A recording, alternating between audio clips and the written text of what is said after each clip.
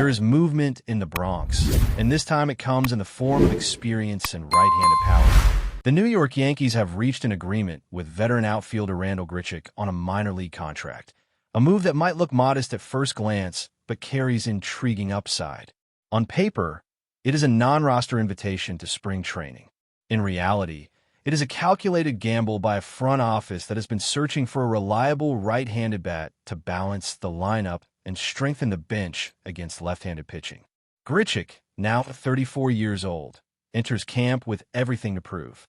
If he earns a spot on a major league roster, he would secure a base salary of $2.5 million, which reflects both the opportunity and the uncertainty tied to this deal. Nothing is guaranteed.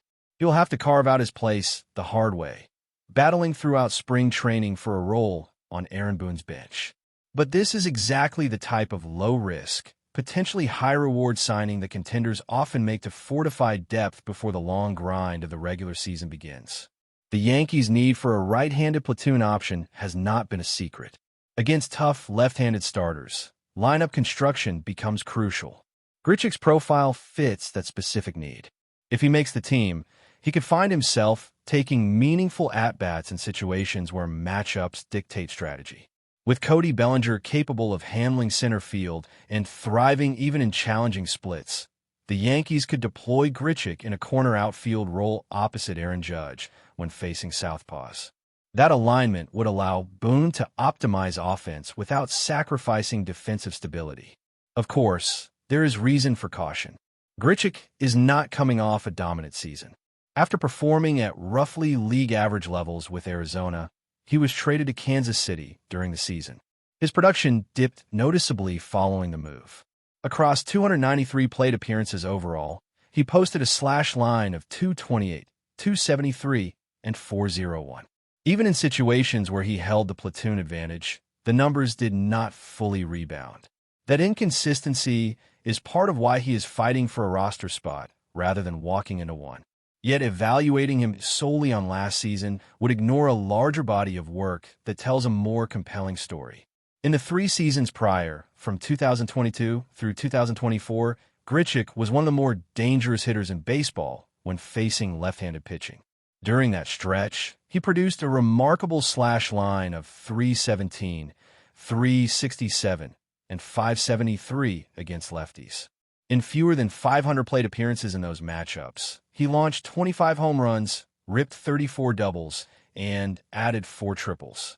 Among players with a substantial sample size, his on-base plus slugging percentage against southpaws ranked near the top of the league. That version of Grichuk would be a significant weapon off the bench. A veteran who understands situational hitting, who can ambush a mistake fastball, and who does not shy away from big moments has tangible value in October-caliber games. The concern, however, lies in whether that production can be rediscovered. His strikeout rate against left-handed pitching climbed notably last year, suggesting timing issues or mechanical adjustments that did not fully click. Spring training will offer only a limited number of opportunities to demonstrate that he can still handle those matchups at an elite level. The roster puzzle adds another layer of intrigue. Jason Dominguez is widely expected to begin the season in Triple-A as he continues refining his development. If Grichuk claims a spot, the bench composition could tilt heavily to the right side. Paul Goldschmidt and Aim Rosario are already viewed as secure pieces, while the backup catching role offers a left-handed presence. Decisions regarding players out of minor league options could become difficult, and the front office will need to weigh long-term control against immediate depth. There's also a contractual dynamic at play. As a veteran free agent who finished last season on a major league roster, Grichuk has specific opt-out provisions built into his agreement. If he does not break camp with the Yankees, he retains the flexibility to return to the open market before the season begins, and again at designated checkpoints later in the year. That means New York cannot simply stash him without consequence. If they believe in the bat, they may need to commit early or risk losing him. All of this underscores the delicate balance between projection and performance. The Yankees are not asking Grichuk to carry the lineup. They are asking him to fill a defined role, to punish left-handed pitching, and to provide depth in a season where injuries and matchups inevitably test organizational depth. For a team with championship aspirations, those marginal gains can be decisive. As camp unfolds, every plate appearance will be scrutinized. Every swing against a left-handed arm will feel magnified. The competition for bench spots will be fierce, and the coaching staff will look beyond raw numbers to evaluate quality of contact, approach, and defensive versatility. Grichuk's experience could give him an edge, but nothing will be handed to him. In the Bronx, performance is the only currency that matters, and this spring will determine whether his right-handed power becomes a meaningful part of the Yankees' pursuit of another postseason run. While the competition for roster spots continues to heat up in camp, the action on the field is already offering plenty of reasons for optimism. The Yankees took on the Philadelphia Phillies in a spring training matchup that felt sharper and more intense than the calendar might suggest. Even with both clubs rotating partial lineups as several players prepare for international duty in the upcoming World Baseball Classic, the tempo was crisp and the execution on the mound set the tone early.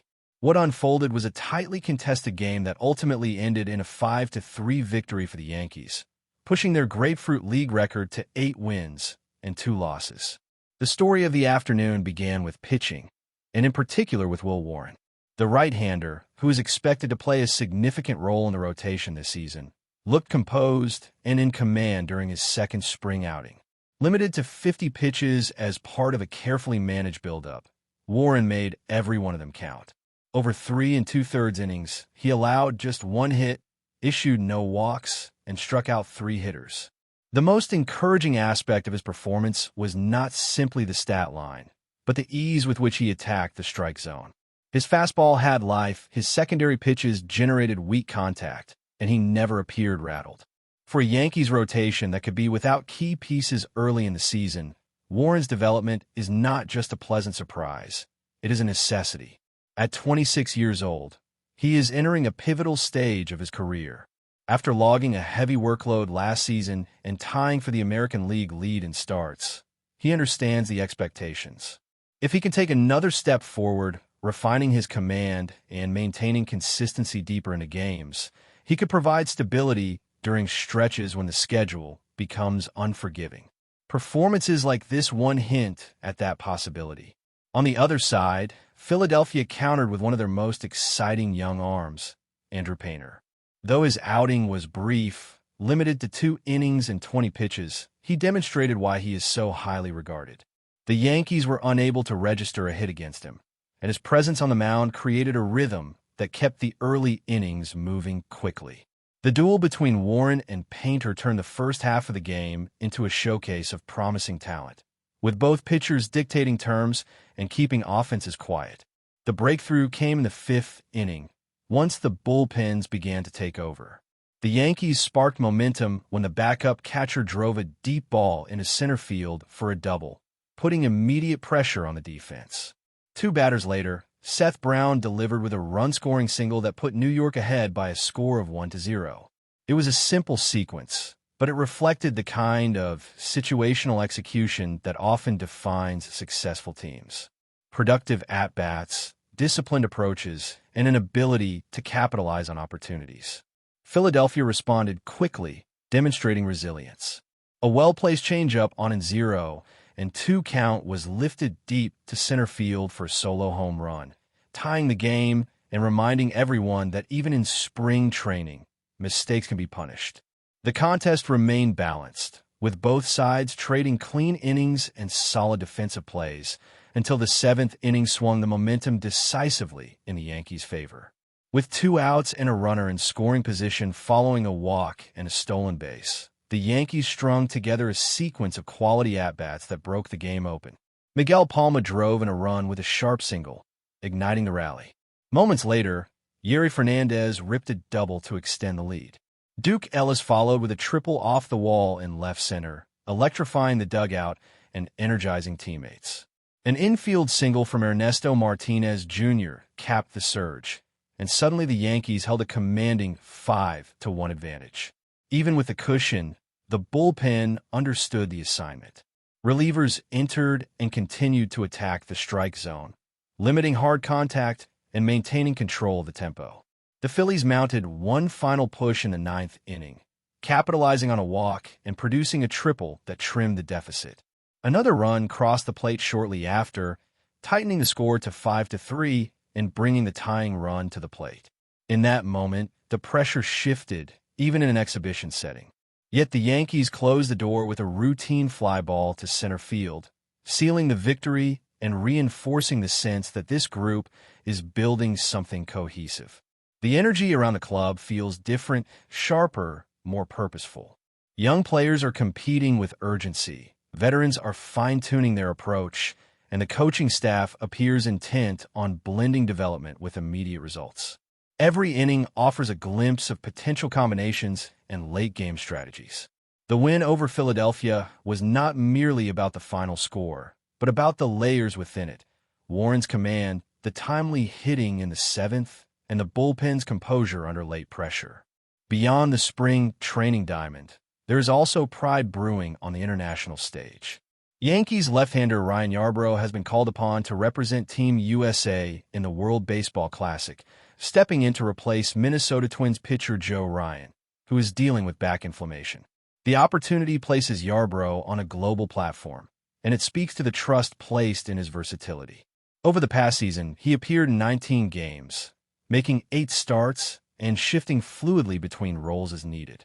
That adaptability is precisely what Team USA values, as it assembles a roster capable of navigating the unique format of the tournament. Yarbrough's earned run average last season sat at 4.36, with a strikeout-to-walk ratio of 55-19. While those numbers do not immediately dazzle, they tell only part of the story.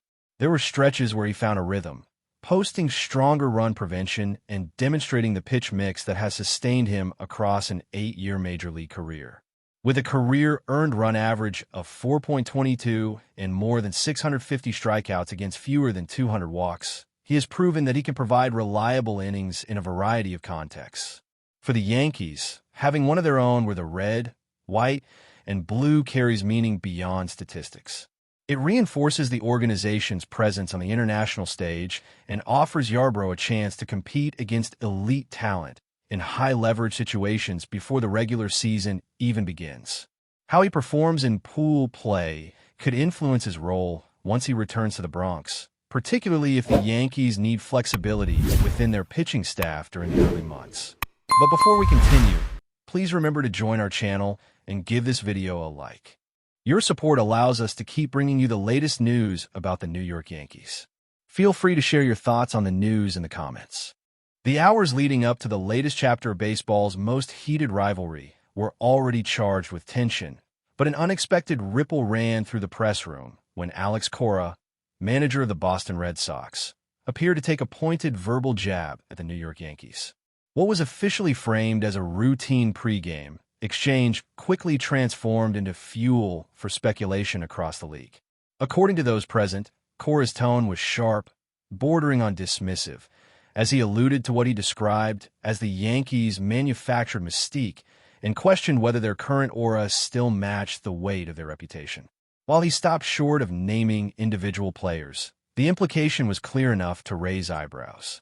Some interpreted his comments as calculated gamesmanship, an attempt to unsettle an opponent that thrives on confidence and intimidation.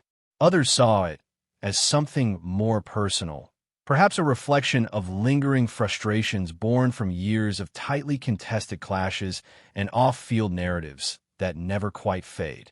Around clubhouses and media corridors, the rumor mill spun immediately. Was CORA sending a message to his own roster, reinforcing an us-versus-them mentality? Or was he subtly responding to perceived slights from the Yankees camp, spoken or unspoken, that had accumulated over recent meetings? Rival executives whispered that such comments rarely surface without intent, especially from a manager known for his composure and strategic mind games. For fans, the remarks only deepen the mythology of a rivalry that never needs extra oxygen, but always seems to find it. Social media buzzed with theories, ranging from psychological warfare to an effort to deflect pressure from his own team. Whether spontaneous or scripted, CORA's words ensure that the build-up to the contest carried an added edge, reminding everyone that in this rivalry, even a sentence can feel like a fastball aimed inside. That's it for this update. If you enjoyed the video and want to keep receiving exclusive news about the New York Yankees, please subscribe to our channel and give us a like. We always appreciate your comments and opinions. See you in the next video.